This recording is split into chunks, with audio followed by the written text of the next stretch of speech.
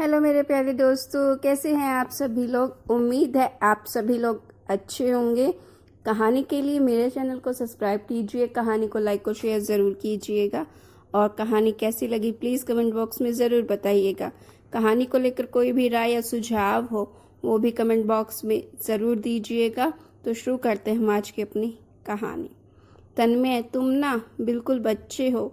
अभी कितने रूठे हुए थे और अब मुस्कुरा रहे हो। प्रिया, मैं तुमसे ज़्यादा देर तक रूठ नहीं सकता। तुम मेरी कमज़ोरी हो पता नहीं, या कोई जादूगरनी हो। क्षण भर में सारा गुस्सा दूर कर देती हो। वैसे जनाब, इतना गुस्सा किस बात पर कर रहे थे? गुस्सा कैसे नहीं होता। तुमने 1 बजे मिलने को कहा था और अब पूरे 4 बज रहे हैं। कुछ पता है मेरा क्या हाल हुआ? इस नदी किनारे बैठे बैठे कितने कंकड़ मैंने इस शांत नदी के जल में फेंक दिए, और बेचारे कंकड़ों की क्या गलती जो नदी के तल तक जा पहुँचे। अरे कुछ तो मजबूरी रही होगी, यूं ही कोई बेवफा नहीं होता। अच्छा, स्वयं को बेवफा मानती हो? नहीं, कभी नहीं। तन्मय, फिर इस लफ्ज़ों का प्रयोग ही क्यों कर रही हो? यदि सास बेवफाई कर दे तो कह नहीं सकता, लेकिन मैं तुमसे कभी जुदा नहीं हो सकता। चुप, एकदम चुप, और सासों की बेवफाई की बात ना करना तन्मय। प्रिया ने अपने नरम होठों को तन्मय के होठों पर रख दिया। क्षण भर के लिए दोनों एक दूसरे में सामीप्य के लिए आतुर हो गए। फिर एक बिजली सी दोनों के तन मन में कूद गई, किंतु पक्षियों के कलरव से मानो दोनों की तंद्रा टूटी और एक दूसरे से अलग हो गए। सुनाओ, आपने पापा से तुमने मेरे विषय में बात की? प्रिया ने पलकें झुकाकर कहा। तन्मय ने आश्वस्त करते हुए कहा, तुम फिक्र ना करो। जैसे ही पिताजी विवाह का जिक्र करेंगे मैं उन्हें स्पष्ट शब्दों में बता दूंगा कि मैं प्रिया से प्यार करता हूँ, और वैसे भी मेरे पिताजी तुम्हारे बाबूजी के परम मित्र हैं। वे इस विवाह को कभी इनकार नहीं करेंगे। और फिर एक दिन तन्मय ने पिताजी के समक्ष अपने मन की बात कह दी। सुनते ही सेठ किशोरीलाल आग बबूला हो उठे और क्रोध में तन्मय पर बरसते हुए बोले, तुम्हें शर्म नहीं आई एक नौकर की बेटी से प्रेम करते हुए? किंतु पिताजी, रामदीन अंकल नौकर तो नहीं, तो क्या हुआ? उस पर अमीरी नई नई आई है। उसके पूर्वज हमारे यहाँ काम करते रहे हैं। कोई क्या कहेगा कि इकलौते बेटे का विवाह नौकर की बेटी से कर दिया। आखिर शादी अपने समाज और अपने ही उठ बैठ के लोगों के साथ की जाती है। किंतु पिताजी, मैं प्रिया से बेपनाह मोहब्बत करता हूँ। अरे मोहब्बत तो उसी से हो जाएगी बरखुदार जिससे विवाह होगा। यह मोहब्बत का भूत 2 दिन में उतरकर भाग जाता है। बहुत देखे हैं तुम जैसे सरफिरे। प्रिया तुम्हारी दौलत के चक्कर में तुम पर डोरे डाल रही है। उस रात तन्मय और पिताजी में बहुत बहस हुई, किंतु कोई भी निर्णय ना निकल सका। अगले दिन तन्मय कुछ उदास सा कॉलेज गया। प्रिया वही लाइब्रेरी में बैठी है और उसका इंतज़ार कर रही है। उसके हाथ में धर्मवीर भारती जी का उपन्यास है, गुनाहों का देवता। तन्मय, क्या तुमने यह उपन्यास पढ़ा है? कैसी बात करती हो प्रिया, क्या तुम्हें याद नहीं? यह उपन्यास मैंने ही तुम्हें एक बार दिया था पढ़ने के लिए। तुमसे पहले पढ़ रखा है मैंने। मुझे चंदर बिल्कुल तुम्हारे जैसा लगता है तन्मय, सही बात को सही कहने वाला। अच्छा मेरी सुधा, तन्मय ने मुस्कुराते हुए कहा।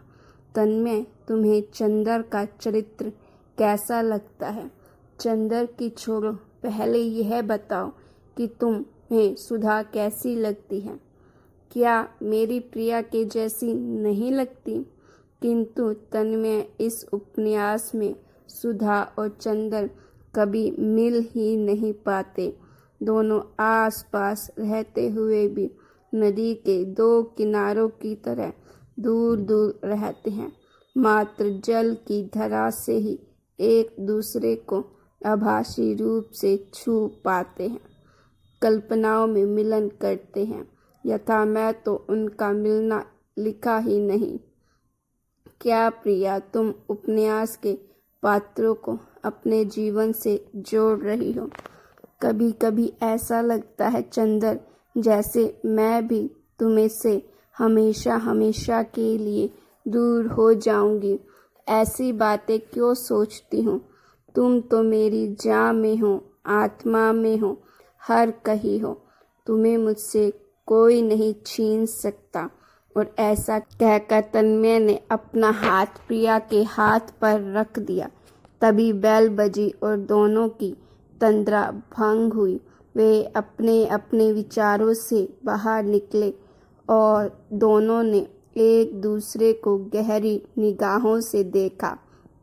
ऐसा कई बार हुआ जब वे दोनों यह तक भूल गए कि वह कॉलेज में हैं या लाइब्रेरी में बैठे हैं, मानो दीन दुनिया की कोई सुध ही न रही थी। फिर तन्मय ने प्रिया से बाबूजी का फैसला बताया। सुनकर प्रिया के गालों पर आंसुओं की धारा बहने लगी।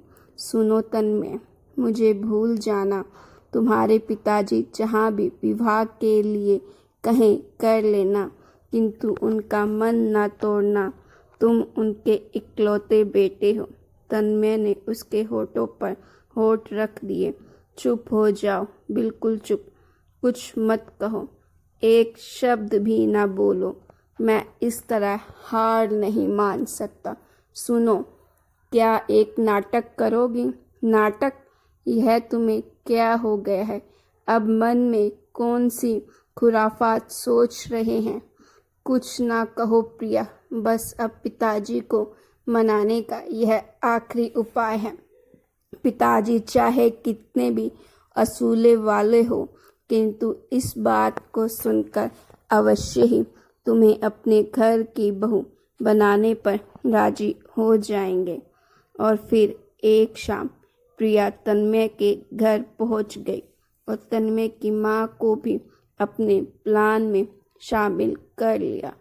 रात को ही सावित्री देवी ने अपने पति से कहा, देखो, तुम्हें तन्मय का विवाह प्रिया से ही करना पड़ेगा। अरे, तुम्हारा भी दिमाग बेटे की तरह घास चरने गया है।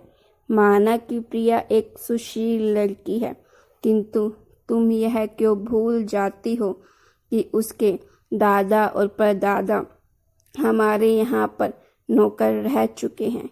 वह बीते ज़माने की बात थी साहब। आप कौन से युग में जी रहे हैं? अब ज़माना बदल रहा है। भावनाओं को रिवायतों में नहीं बांधा जा सकता। दोनों बच्चों की भावनाएं एक दूसरे से जुड़ चुकी है, चाहे कितना भी जुड़ाव हो गया हो। किंतु मैं इस रिश्ते को कभी स्वीकार नहीं करूँगा। आप समझने की कोशिश क्यों नहीं करते? अब बात हद से आगे बढ़ चुकी है। दोनों बच्चे अपनी हदें पार कर चुके हैं। कौन सी हद पार हो गई? क्या पहेलियां बुझा रही हो? यही कि प्रिया की कोख में हमारे वंश का वारिस पल रहा है। इतना सुनना था कि सेठ किशोरीलाल अर्ज से फर्श पर आ गिरे और उन्होंने कुछ देर तक गंभीर मुद्रा में इस विषय पर मनन किया। फिर तन्मय और प्रिया के विवाह के लिए हामी भर दी। आनन फानन में तन्मय और प्रिया का विवाह कर दिया गया। प्रिया के कदम तन्मय के घर में क्या पड़े, घर जन्नत हो गया। प्रिया तन्मय के माता पिता का बहुत ध्यान रखती। वह पाक कला में तो निपुण थी ही, साथ ही साथ व्यवहार कुशल भी थी। उसने महीने भर में ही सेठ किशोरी लाल जी और आभा देवी को अपना बना लिया। अब तो प्रिया यदि एक दिन के लिए भी मायके जाती तो किशोरी लाल उसे गाड़ी में बिठाते हुए कहते, बेटी सांझ तक आने की कोशिश करना, तुम्हारे बिना घर काटने को दौड़ता है, तुम्हारे हाथ की चाय बहुत याद आएगी। सब कुछ सही चल रहा था, किंतु तन्मय के मन पर एक बोझ था जो वह हल्का करना चाहता था। और फिर एक दिन उसने एक पत्र लिखकर पिताजी की डायरी के अंदर रख दिया। उस डायरी के अंदर, जिसे वो रोज सोने से पहले लिखा करते थे। पत्र का मजमून कुछ इस प्रकार था। आदरणीय पिताजी, सादर चरण स्पर्श। मैंने आपसे एक बहुत बड़ा झूठ बोला है, किंतु आपने ही हमेशा सिखाया है कि कोई झूठ यदि भलाई की मंशा से बोला जाए तो वह सच के बराबर होता है। मैंने और प्रिया ने विवाह से पूर्व मर्यादा की कोई भी सीमा नहीं लांघी है। यह सब तो मात्र विवाह की स्वीकृति प्राप्त करने के लिए रचा गया एक नाटक था, किंतु आपसे बोला गया यह झूठ मेरे हृदय पर एक विशालकाय पत्थर की भांति रखा हुआ है। आज प्रिया भी अपने मायके गई हुई है। यदि आप सत्य जानकर हम दोनों को कोई दंड देंगे तो हमें सहर्ष स्वीकार होगा। जायदाद से भी बेदखल करेंगे तो हम सहज ही यह घर छोड़कर चले जाएंगे, किंतु झूठ की बुनियाद पर गृहस्थी जीवन का आरंभ करना सही नहीं लगा। इसीलिए आपसे सब सच बता दिया। अब आप ही न्याय कीजिए और हमें इस झूठ के बोझ से मुक्त कर दीजिए। आपका बेटा तन्मय। पढ़कर किशोरलाल जी की आंखें भीग उठी। वे अगले दिन तन्मय के कक्ष में गए और उसे अपने सीने से लगा लिया और अश्रुपूर्ति नेत्रों से कहने लगे, तन्मय बेटा, तुम उम्र में छोटे हो लेकिन अनुभव में नहीं। तुम्हारी पारखी नज़र कमाल की है। वाकई में मैं तुम्हारी नज़र का मुरीद बन गया हूँ। यदि मैं दिया लेकर भी ढूंढता तो मुझे प्रिया जैसी योग्य वधू तुम्हारे लिए नहीं मिल पाती। मुझे तो तुम्हारा शुक्रगुजार होना चाहिए। यदि तुम यह नाटक ना करते तो मैं अपनी मूढ़ बुद्धि के कारण कभी भी प्रिया से तुम्हारा विवाह ना होने देता और फिर मुझे इतनी प्यारी बेटी कभी नहीं मिलती। यदि सुबह का भूला शाम को घर आ जाए तो उसे भूला नहीं कहते। तो गाइस, आपको ये स्टोरी कैसी लगी? अगर आपको ये स्टोरी अच्छी लगी है तो प्लीज़ लाइक ज़रूर कीजिएगा और ऐसी स्टोरीज़ के लिए मेरे चैनल को सब्सक्राइब कीजिएगा और साथ में लगे हुए बेल आइकन को भी दबा दीजिए।